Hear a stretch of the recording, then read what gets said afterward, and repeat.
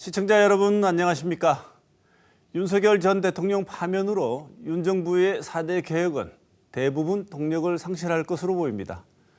의료, 연금, 노동, 교육 분야의 4대 개혁은 우리 사회 전반에 큰 영향을 주기 때문에 조기 대선 국면에서도 지속적인 논의가 필요한데요. 오늘 토크온은 4대 개혁 중 첫 번째 순서로 의대 정원 증원과 의료 계획 문제 짚어보겠습니다. 윤 정부가 추진해온 의료 개혁은 극심한 의정 갈등을 불러왔고 의료 공백으로 인한 국민적 불평과 부담이 가중됐습니다.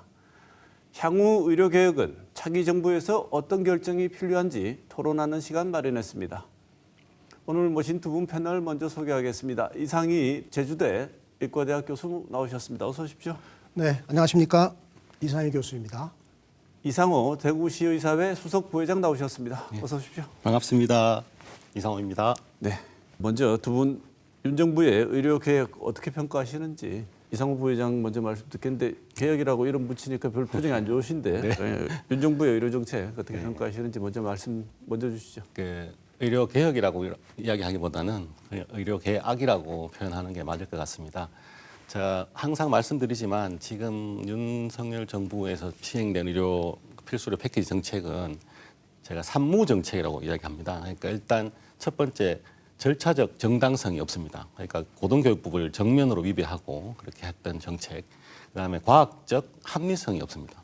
의사 인력 추계에 관한 내용이 전혀 근거가 없는 2,000명이라는 걸 했고, 세 번째 현실적으로 가능도 하지 않습니다. 현실적 가능성이 없다. 이 세 가지 측면에서 봤을 때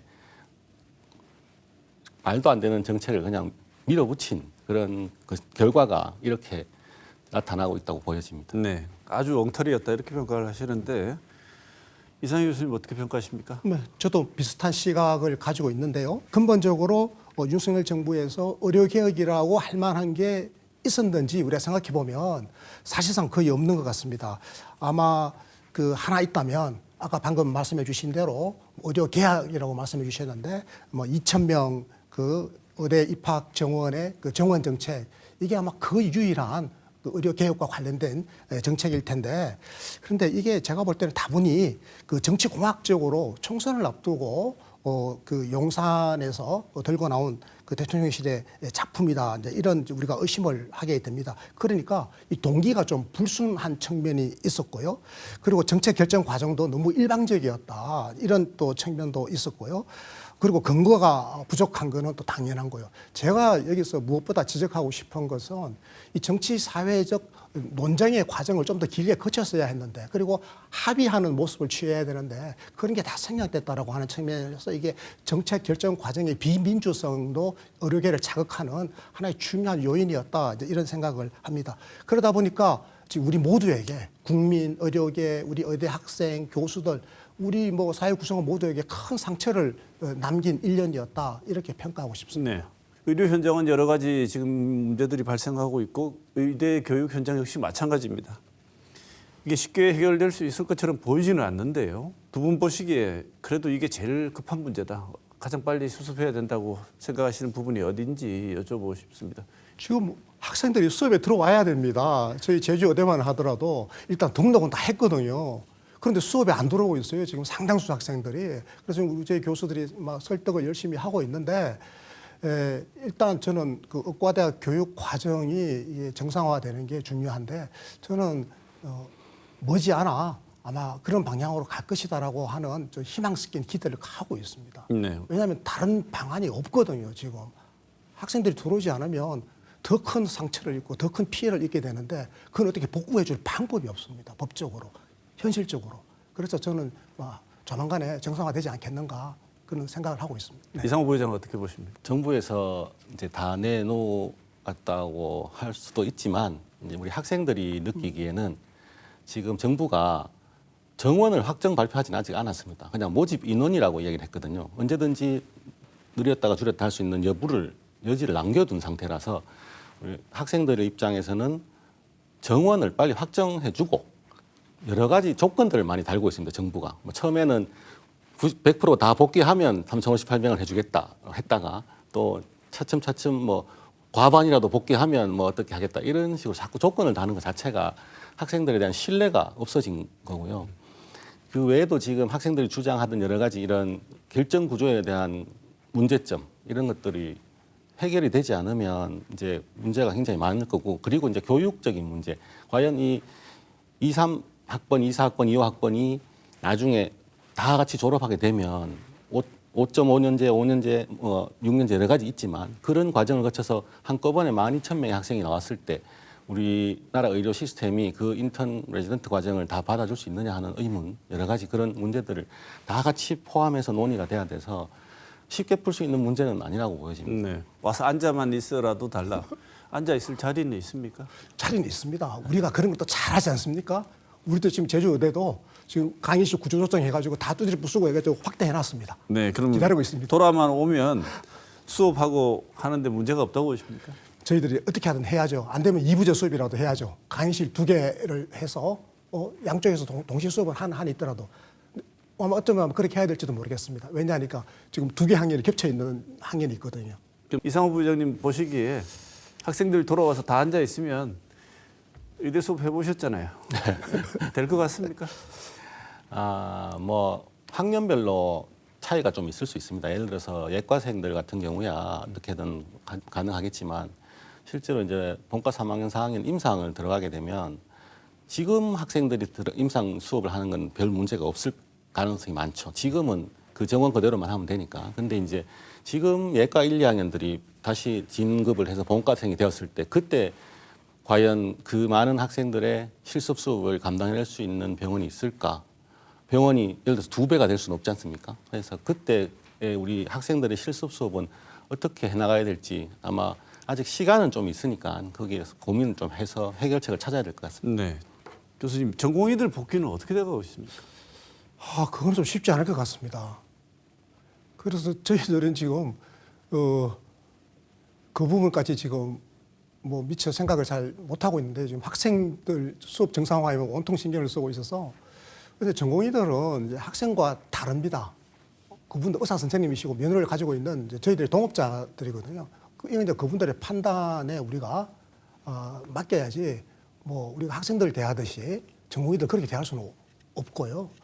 이제 그런데 필수 과목 우리 선생님 이제 외과. 일반외과 지금 필수 과목 하고 계시는데 굉장히 중요한 과목이지 않습니까? 아마 이런 쪽에 계시다가 나가신 전공의 선생님들은 복귀율이 많이 떨어질 것 같다. 제가 또 알기로도 일부 선생님들은 이미 뭐 미용 성형 쪽이나 다른 쪽으로 이미 이제 기술을 배우고 그렇게 가신 분들도 꽤 있다고 제가 제 후배들에게 들어서 참 걱정입니다. 현업으로 다 빠져나가고 사실 현실적인 복귀가 쉽지 않을 거다 이렇게 말씀을 주셨는데 그렇습니까? 실제적으로 이번 사태 이전부터 필수 의료는 어떻게 고사되고 있었습니다. 그래서 외과 같은 경우는 전공의 충원율이 굉장히 낮았고요. 그래서 그 와중에 지금 이제 이런 요번에 필수 의료 패키지가 나오면서 소위 말해서 이제 정원을 굉장히 많이 뽑아서 거기에 도태된 낙수 의사들을 필수 의료를 하게 만들겠다 하는 정책이 나와 버렸으니까 원래 자신의 의지로 하고 싶어서 하던 이런 필수 의료를 그러니까 그런 책임지고 하던 전공의 선생님들도 너무나 마음의 상처를 받아서 더 이상 이걸 전공을 해야 되느냐라는 그런 사태를 만들어버린 상태죠. 그래서 그런 몇몇 이런 과들은 전공의들이 복귀하기가 상당히 어려울 거라고 보여집니다. 그러면 새로운 졸업생들 인턴 과정을 통해서 새로 양성하는 수밖에 없지 않습니까? 그 양성이 잘 안 될 거라면 지원자가 없을 건데 예. 없을 거라서 정부의 강력한 정책 의지 그리고 국민들의 인식 변화 이런 게 선행되지 않으면 우리 이제 필수 의료는 살아나기가 상당히 어렵다라고 보여집니다. 네. 여러 가지 말이 증원을 해야 된다는 말은 많았지만 여러 가지 이 논점들이 있지 않았습니까? 그 지점을 한번 살펴보겠습니다. 2027년 이후 의대 정원 어떻게 보십니까? 저는 의대 입학 정원을 늘리는 게 옳다고 생각합니다. 제가 이제 보건의료 정책을 전공하는 학자로서 제 소신인 거죠. 뭐 임상의사 선생님들은 또 입장이 다를 수도 있는데요. 실제로 2024년에 나온 OECD 보건 통계를 보면 우리나라 인구 1000명당 임상의사 수가 2.2명에 불과합니다. 그런데 OECD 평균은 3.8명이란 말이에요. OECD 평균 3.8명, 인구 1000명당 우리가 2.2명이죠. 그러니까 OECD 평균에 비해서 우리가 58%에 불과한 겁니다. 그 정도의 의사, OECD 평균 100명이라 우리는 58명의 의사로 지금 우리 살림을 꾸려가고 있는 꼴이고요. 실제로 뭐 독일 같은 경우는 4.6명이고, 그리고 덴마크 4.5명, 스웨덴 4.4명, 노르웨이 4.9명, 프랑스가 비교적 적은데 프랑스도 3.2명이나 되거든요. 우리 2.2명보다는 훨씬 많죠. 이렇게 보면 우리는 그 의사 숫자가 부족한 게 맞는데, 그렇다고 지금 의과대학 입학 정원을 비교해 보면 더 암담합니다, 사실은. 그러니까 인구 10만 명당 의과대학 입학 정원 졸업 숫자 이걸 따져보면 우리가 OECD 평균의 한 절반 정도밖에 지금 배출을 못 하고 있거든요. 이렇게 되면 앞으로 추세는 더 나빠지겠죠. 그래서 저는 의과대학 그 입학 정원을 좀 늘리는 게 좋겠다 이런 생각을 하는데, 여기서 이제 얼마만큼을 늘리겠냐라고 했을 때는 저는 최소 정원 정책을 가져가야 된다. 그러면 그 최소라고 하는 게 도대체 뭐냐? 그러니까 지방 국립대학을 중심으로 해서 지역에서 농어촌 같은 데서 꼭 필요한 의사를 그러한 조건을 걸고 뽑는 것. 예를 들어서 뭐 제주대학교, 경북대학교, 부산대학교 이런 경상대학교 이런 지방 국립대학들에서 뭐 한 해에 한 40명 내지 한 50명 정도를 추가로 뽑되, 이 뽑는 인원수는 반드시 지역 의료에 종사하도록 하는 걸로 별도의 모집 트랙으로, 별도의 경쟁 트랙으로 뽑는 거죠. 그래서 그분들에게는 이제 추가적으로 장학금도 주고 이렇게 해가지고 졸업하고 나면 한 15년 정도를 반드시 해당 지역에서 근무하도록 하는 이런 조건을 다는 일종의 한지 의사 제도 같은 게 우리 의료법에도 있거든요. 이걸 이제 입학 과정에서부터 이런 조건을 걸고 입학하는 걸 모집하는 거, 이게 지금 일본이나 독일도 지금 다 이렇게 하고 있단 말이에요. 이 주제에 대해서 어떻게 평가하십니까? 이 교수님과 저가 이제 견해가 다른 점인 것 같습니다. 이제 교수님 말씀하셨듯이 이제 OECD 평균 이제 1,000명당 의사 수에 대해서 일본과 우리나라하고 미국과 다 비슷합니다. 이제 유럽 쪽하고 차이가 나는 이유는 유럽은 기본적으로 사회주의 의료 체계를 가지고 있습니다. 그래서 의사가 공무원인 경우가 많죠. 그래서 이 의사의 생산성 차이가 많이 납니다. 의사의 생산성이라는 게 뭐냐면 그 근무 시간으로 나눠 보면 우리 지금 전공의들은 주 80시간 지금 법률로 돼 있고, 지금 우리나라에 일하고 있는 모든 의사들이 대부분 다 토요일부터 일 다 하고 하죠. 그래서 근무 시간 자체가 일단 차이가 납니다. 그래서 그다음에 생산성 자체가 차이 납니다. 왜냐하면 우리나라는 전 세계에서 가장 전문의 비율이 높습니다. 그래서 전문의 비율이 높다는 건 그만큼 환자에 대한 어떤 해결하는 생산성이 훨씬 더 높다는 이야기죠. 그게 통계에 같이 포함되지 않으면 OECD 평균은 별 의미가 없다고 생각하고요. 지금 이제 면적당으로 따져보면, 접근성으로 따져보면 그것 또한 우리나라는 굉장히 의사 수가 많습니다. 그러니까 그 한 가지의 예를 들어서 보는 게 아니고, 의료는 그 나라의 문화고 그 나라에 내려온 여러 가지 그 상황에 따라서 다 다르기 때문에 그 의사 인력의 추계를 하는 건 굉장히 복잡하고 어렵습니다. 그래서 의사 인력 추계를 하는 데 있어서 중요한 건 뭐냐면, 그 국가가 어떤 의료 정책을 가지고 갈 것이냐가 결정되는 게 먼저 중요하거든요. 지금 우리나라는 그래도 자유시장 경제 일부 민간 의료를 가지고 있지만 건강보험, 단일 건강보험 통해서 또 가지고 있는 점도 있거든요. 그래서 이런 여러 가지를 고려해서 이제 추계를 내야 되고, 또 한 가지는 지금 앞으로 발전되는 과학기술의 발전이 의료의 생산성을 굉장히 높이고 있거든요. 이제 AI라든지 로봇 같은 기술이 나오면 의외로 의사 수가 과연 많이 필요할까? 이런 오히려 뭐 간병 로봇이 나오고 뭐 각 환자들마다 AI가 배치돼 있으면 의사 수는 오히려 더 줄어도 되지 않나 하는 생각을 가지고 있습니다. 네. 말씀에 상당 부분 제가 동의합니다. 우리나라 의사들의 생산성이 굉장히 높죠. 사실은 제가 뭐 유럽 여러 나라 의료 제도를 시찰하러도 가보고 연구하러 가보고 지금도 연구를 하고 있는 게 있는데요. 가보면 유럽의 원장님들 있지 않습니까? 개원한 원장님들은 뭐 그 일주일에 한 4일 정도 근무합니다. 하루 이제 8시간 기준으로 4일 근무하고요. 그리고 이제 원장님 숫자보다 사실은 파트타임으로 근무하는 의사 선생님 숫자가 더 많은데, 그분들은 일주일에 딱 이틀만 일을 합니다.